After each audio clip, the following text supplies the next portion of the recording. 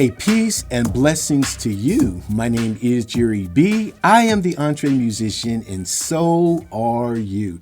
And so is this young brother we are about to introduce. As you know, the entree musician is not at all about just highlighting the achievements. We've been blessed to interview people who are icons in the industry, people who have Grammys and have Lifetime Achievement Awards, but we also love to have conversations with those who are just at the sunrise, at the horizon of their career. And this young man from Memphis, Tennessee, Oveante Magsby, is going to make quite an impression on you. Wonderful, gifted singer and pianist, a graduate of Berklee College of Music, and OV, as his friends call him, and his family, Oveante. OV believes, as I do, that music has the power to heal the brokenhearted. So we're going to talk together. We're going to celebrate his career and his life. I want to bring to the entree musician my pleasure to present Oveante Magsby. Blessings to you, brother. Blessings to you, Mr. Jerry. What a plum-pleasing pleasure it is to meet you and have a conversation with you. And thank you so much for having me and featuring me on your show. Oh, you know what, brother? It's absolutely my pleasure. But I got to tell you right off the bat, man, calling me Mr. Jerry makes me sound old. Okay, so we can't start like that. Okay. How you doing today, Absolutely. brother? You're You down know, there. Go ahead. I'm I'm sorry. oh no. I'm doing really well. The Yeah, weather's man. really nice. It's it's really warm here in Tennessee. Of course, it's in the 90s, so Mm, it's incredibly humid here in Memphis. And this is the absolutely. time where people are having barbecues and celebratory for the 4th. So, That's what's up. Now I got to tell you, you're down there where most of my family is, in Memphis, wow. Tennessee. So yeah, I know what it's like down there around this time, and I know that the food is absolutely excellent. Oh, yes, it's amazing. It is absolutely amazing. Definitely. Now, I've been intrigued. And first, before we go on, we have to give Linda Balliro a shout out because she introduced me to your music and subsequently set up this conversation. So we're going to give her a yay. Linda, Yes. what's up? But did you meet her at Berkeley? Was that where you were introduced to her? Yes. And yes, I met her my second semester at Berkeley Mm-hmm. because I she was recommended to me by one of my associates of at Berkeley. Mm-hmm. And I, as a vocalist, I was struggling with going smoothly between my upper and lower registers without a break in my voice. Mm-hmm. And because I sing and play, it was very important that I develop my technique Yes. as well as my voice as well and continuing growing there. And that is how I connected with Miss Linda and the way that she explains the science of the voice. It Mm. is in very accessible language and it's easy to understand. And Yes. she worked with me through that. So, Yes. Yeah, she's a remarkable young lady. She's a fellow entree musician, and she's a part of our mastermind. And she sent a link and let all of us know, hey, you have to check this brother out. And I know it was I don't know if you call it a recital necessarily, but you mhm, were singing and playing. It was just you at the piano, and mhm. just your voice was absolutely amazing. And then Oh, she thank sent you. us. You're welcome. She sent us a footage of, I guess it was an appreciation program that your church had for you, and you were singing there. Yes. And it was like, man, this is glorifying, brother. I mean, I'm so intrigued with your music. Oh, thank you. Thank you so much. Absolutely. Now, let me ask how old you were when you knew that the anointing of God was on your life for music. How old were you? Wow. I started singing at the age of 2. Hmm. And so I think it I think it was then. That was when I knew. Yeah. And I started singing in different churches and singing at my church here in Tennessee. And the piano didn't come. I didn't start playing piano until later, until I was 13. And you picked that up by ear, just God's grace on you, or did you I, take any formal lessons? well, I in the beginning I took lessons, and I was shown the basic layout of the piano keyboard, how to navigate the piano as far as the scales, the chords, and the whole layout of the piano, and learning songs. And Yes. the first song that I played, my mom was getting married at the time, and I played and sang "You Are So Beautiful" as Wow. she was walking down the aisle. Wow. And it progressed from there. I I would hear anything from commercial jingles Yeah. to movies to actual songs that were on the radio or songs that I love, and I would sit down at the piano and play them My and goodness. listen to them and learn them. And it didn't take long for me to learn the songs. I'm So sure. I'm sure. Well, you are what some would call an absolute prodigy. That's for sure. I can tell in your playing, it's really gifted. I mean, there's talent and there's giftedness. And I would give you the latter. You're definitely a gifted young man. That's for sure. thank you, thank you so much. Absolutely. Now, with regard to that, becoming interested in going to a school as prestigious as Berklee, when you were in junior high, high school, were you mostly taking music classes, or did you have other interests that you were pursuing as well?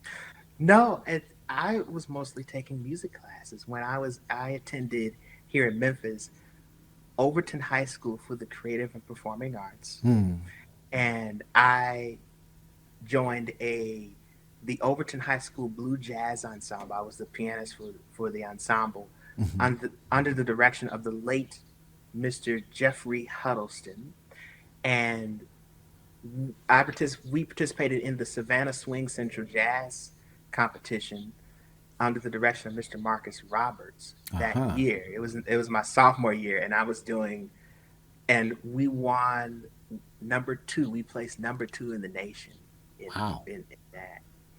And I also took classical piano with a lady by the name of Mr. Trina Odom. I was a part of the Kappa piano program that Yes. was there at Overton. And so I explored even more subtleties about the piano. For instance, the way you touch the piano, because the piano's it's touch sensitive and it's all about the way you touch the piano and being aware and paying attention to the sound that you make on the piano, My, and my. also being prepared to adjust and prepare to pivot, because unlike a guitar player or a sax player, as pianists we can't take our instruments with us, so we have to adjust. Yes. We have to adjust to whatever piano that is there It's and put in front provided. of us. Right. Right. Right. If it's an acoustic piano, because now we have the digital pianos, and so you can take them with you. But Yeah. Now, which do you prefer? Do you prefer playing an acoustic, or are ah, you? I absolutely love the acoustic piano. I love it's just something about playing on an acoustic piano. I mean, you can get maybe 95% close on a Yeah. digital piano to it, Uh-huh. because that's the goal, is to try and get as close as you can to the feel and the sound of an acoustic piano. But when you sit down at an acoustic piano that is well maintained, now that's the Yeah. drawback of it, is that you have to you have to keep them maintained and you have Yes. to keep them tuned. And digital pianos, you don't have to tune them. True. But when you're in an acoustic piano and it is well tuned, well regulated, and voiced well, there is nothing that compares. You It know who you pales in sound like? You sound like Joe Sample, man. Have you? Have you know? Do you know his work, Joe Sample with the I do. Crusaders? He's amazing. He's Yes. absolutely. Absolutely. Well, the way you're describing the feel, the sound, and your expectations of the piano, you sound just like him. So God bless you. Right. Right. And it's interesting because I do recognize, because this piano that I'm sitting in front of, it has this warm and lush velvet tone. But I do recognize that from a performance standpoint, Yeah. that not every piano that you come across is going to have that velvet tone. And so that's where the adjustment comes in. And the action may feel a little different. So you may be used to practicing on a firm action, and you may go to a piano in a concert that may have a lighter action, and the tone may be a little bit brighter. Sure. And so, what then is your approach as you say, well, wow, this doesn't have a lush tone. What is your approach to playing that so you can get that lush sound, even though it has a brighter timbre? Well, and there are multiple factors. And it's not so much, it's not just the tone of it. It's when you're dealing with acoustic pianos, Yeah. you also have to adjust the room. You have to adapt to the room that you're in. If there's carpet on the floor, if there's no carpet on the floor, if you have a 7 foot semi-concert grand piano in a small room, it's going to Yeah. bounce off the walls.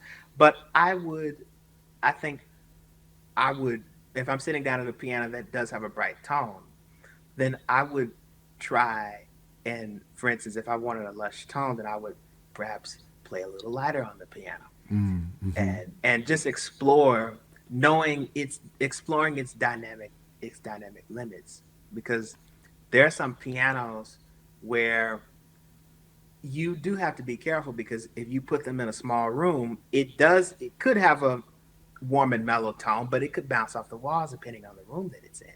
Gotcha. And if you pack the room from the back seat all the way to the front row with people, Yes. or if it's just you in the room playing with the door closed or with it open. So there's so many factors when it comes down to adjusting. It's almost like you have to become a chameleon when it Yeah. comes down to adjusting to acoustic instruments.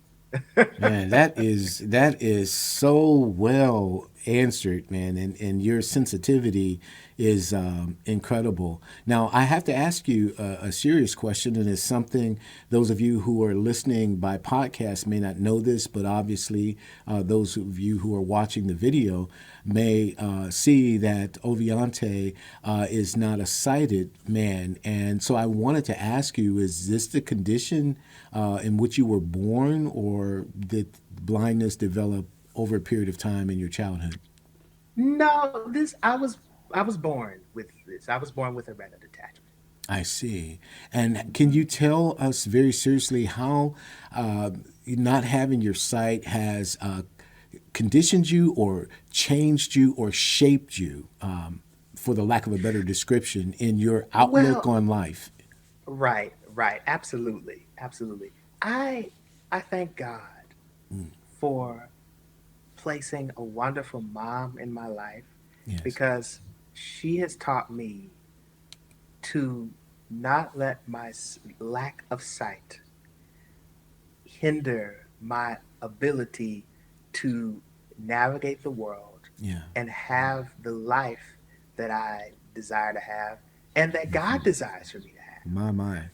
And so she taught me to be very independent. Yes, sir.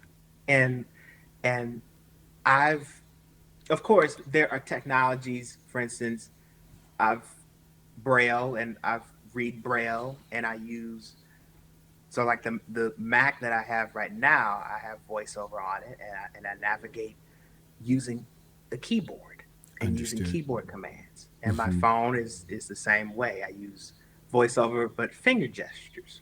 I see. I And when I'm see. traveling, I will travel with my cane and get familiar with the layout of the environment that I'm in. Yes, sir. And Wow. Well, now, to go a little bit deeper with that, and I'm sure you're well aware of the greats. I mean, there are many others, but obviously the most common references would be Ray Charles or Stevie absolutely. Wonder. And Stevie had an incredible album, which I think personified his perspective and outlook on life, and that was called Inner Visions. You know, Right. I don't know if you're familiar with that album. I'm an old man, as you called me, That's a Mr. beautiful Jerry. album. It really is. It really is. But I think Inner Visions really, created a framework of reference for the rest of us to identify with what he was, quote unquote, seeing. Can you, in your own way, from your own personal experience, describe what inner vision is? Wow. Inner vision. Hmm. That's a great question. Wow. I think for me, it's reflection. I've been reflecting and reflective quite a bit, actually. I think for me, it's finding the beauty in the small things Yes, in sir. life. I think this pandemic has taught all of us to stop for a sec and take a beat and reflect and enjoy those small things. Yes. Enjoy every color of that one note. There's so much, just like there's so much color in one word, Yes. there's so much color in one note. My goodness. But do we choose to see it? It's like God, He's doing great things every day, Yes. big and small. Yes, But he are we is. noticing just the big things or are we seeing the small things too? Mm. Something Mm. simple as waking up and smelling a flower Yes, sir. and seeing the feeling the sun on your back and hearing the birds tweet outside, Yes. you know. My. I think that is I think that's what I think of when I think of inner vision. It couldn't be a more beautiful answer because we do. I think those of us who are sighted, we take so much for granted. We take our sight for granted, and we don't Right. stop and the nuances of life to really consider them and how valuable or significant they are. So God bless you, Absolutely. man. Thank you so much for answering that question. Now, you said something earlier that I have not hung up on yet, and I'm going to ask in a few minutes if you would bless us because you said the words, this piano I have in front of me. So, Yeah. I can't let you get by with having a piano in front of you and not be able to play it. But before I do, with you being a songwriter and, us talking about Stevie Wonder and Ray Charles and others, who do you think most influenced you as a songwriter in their own right? Was there a particular artist or band or musician that you kind of follow? Wow. Wow. I was influenced by different styles of music. So, but I think an artist that is a major influence on me is Miss CC Winans. I Mm, just her approach, her live performances, yeah, yeah. it is absolutely amazing. Wow. It's absolutely amazing. And the emotion and the feeling Yes. when she sings. And the simplicity, you Mm, know, hmm. the sense of simplicity as far as the tone. Yes. Yes, that's very good. It's amazing too. I have to say this: most male artists that I've encountered who are still with us or who have passed on, and they were stellar in their own right. I would mention Luther Vandross in this regard, Yes, but most stellar Peebo Bryson and others yes, who were stellar in their careers. Most of them were influenced by the female voice. right. Why do you think that is? You know, I I'm not exactly sure. Just something special about the female voice, Mm. and the it could be the tone, the delivery, Yeah. but also when you hear voices like Mr. James Ingram. Oh, yeah. Oh my, oh, he's amazing. I've Absolutely. been lately. I've been stuck on him. I've been listening to a lot of James Ingram. Yeah. Yeah. Gladys Knight. Yeah. Oh, Oh you my see? goodness. Come on now. That tone, man. Aretha You know, Franklin. absolutely. Now we're getting into the level of genius, Oh yeah. absolutely genius stuff. But is there anyone out here, because you seem to have a seasoned soul like mine? I mean, I grew up in the 70s, but you're hearkening Hmm. to that time before yours. Is there someone that you listen to now, currently, presently, who's really making an impact on you? You know, I am I am an old soul. Yeah, A lot of the music that I listen to, interestingly, is music from the past. It's it's music amazing. from the early 2000s, and from the 90s, and from the 80s, and from the Yeah. 70s. And I don't know, it's something special about the arrangements Mm, and the musicians and the vocalists. yes. And I'm a balladeer. I love those big, lush, beautiful ballads with string arrangements and acoustic Yes. guitars. Yes. Absolutely. Absolutely. But to answer your question, I think people. Uh, I think for me, I I am I'm still kind of I'm still kind of in the 70s and the 80s. Yeah. I understand it. So, so am I. And, my all of our daughters, we have three daughters, my wife and I, Hmm. who are grown, and we fed them that music. And so my youngest is 22 and Right. my middle daughter's 25. With respect to that, they grew up on 70s music. They grew up obviously on what was in the house. And Right. it's amazing their comparisons with what they listen to now and what's current now and what they harken back to. And it's interesting that It is they always harken back to the 70s and the 80s right. and the 90s. Right. Does that mean then, and I'm not setting you up, I want you to answer as transparently as possible, but does that mean that we are losing some of that organic arrangement and production from that No. era, or do you still see that, broadly in your present field? Right. I think it's there. I think it all depends on the individual, and I think that there's great music that's being made today. Excellent. You just have to know where to look. Gotcha. Gotcha. I think there's some great music out today. It's just knowing, and now we are, of course, we are in the age of digital technology, and so you can now make a recording in the privacy of your own home Certainly. without having to go to a studio. So technology, and plus the pandemic, of course, and we've had Yeah. to rely on technology 100% of the time. Correct. But to answer your question, I don't think so. I think that there's great music that's So being made. so give me an artist from this era that you either follow or you get some inspiration or influences you somehow. You get inspiration from. Let me ask correctly, Uh-huh. or that influences you from this era.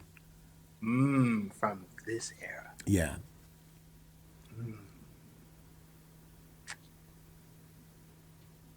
Smokey Norfolk. I don't know if he's from Okay. this era. Yeah. Well, he's what? He's early 2000s for sure. Right. Yeah. He's early 2000s. My mind is going all the way back to the early 2000s. Yes. Yeah, well, But, maybe here's the setup then, Oveante, mhm. is that my prayer and hope as I listen to your music that you would be one of those pinnacles for this era that really, helps to transform the next generation because soul, spirit, heart, and what's right on your website, music having the power to heal the brokenhearted, I think is what's needed with everything that you've referenced, the pandemic, things that are going on culturally, socially, politically, etc., that music and the music that you create, has the power to transcend us from our present reality into knowing what God is saying through the music that you create. Absolutely. Absolutely. Now, how active are you in your church with regard to that? You started out singing in church at a very early age, but how active are you musically in your church now? I Yes, I play and I sing on Sundays at my church.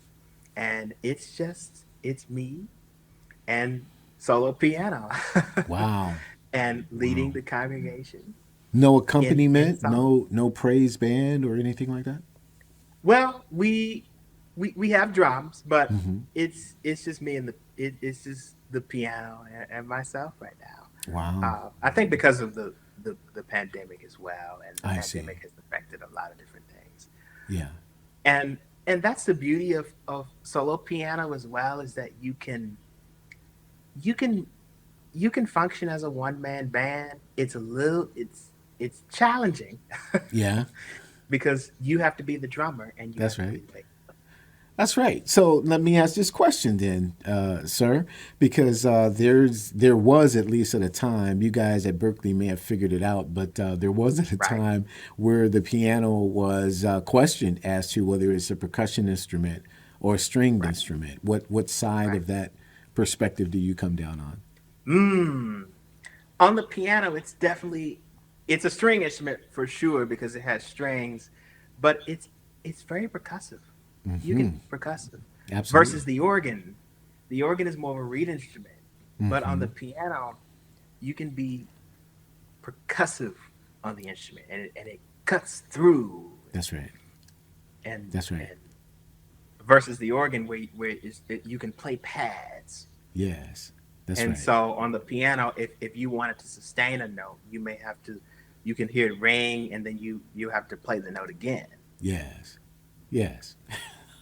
But so, do you play drums as well, or are you a multi instrumentalist, or just pianist? I well, I'm a pianist. I am a Hammond organist and a vocalist. Uh huh. Mhm. I'm sure you could kick some drums though, if you try. I'm Absolutely. sure you could do it. Absolutely. I still have, I haven't really sat down with that instrument. So I'm gonna have to sit down with it and explore Yeah. and play with it. So I'm it'll sure be you interesting could. to try. Because the rhythm, the stuff that at least Linda sent me and the stuff that is online that I had the pleasure of listening to, you have that organic rhythm going on already. Whether Right. it's a ballad, I mean, you're just swinging with it. You're taking us through, so you have that internal clock that I'm sure if you picked up a pair of sticks, it'll be over pretty quickly. Absolutely. Thank you so much. Thank you so much for the That kind word. Absolutely. Now, definitely, please tell me about your original music. Tell me about Oveante, the songwriter. Yes. So I have released an EP. It's a piano EP. So it's an EP of instrumentals, and it's Yeah. called Have a Seat. And with that EP, I was going for a more reflective, more of a relaxed uh, feeling. I think in this time, given everything that is going on, and we have a lot going on That's right now, correct. we desperately need to reflect. We desperately need to reflect Yes, and sir. heal. Yes, sir. and work together. The That's right. young generation and the old generation, all of us. That's right. No, I agree with that. We really do. And so your EP is, pardon the pun, but reflective of what we should be doing in this moment. The instrumental Right, music that you provide. right. Yeah. It's basically to just stop and reflect Yes, sir. on That's every good. aspect of your life. That's very Just take good. a moment and just reflect, or or with everything going on right now, take a moment and forget about all of your problems and just enjoy the sound.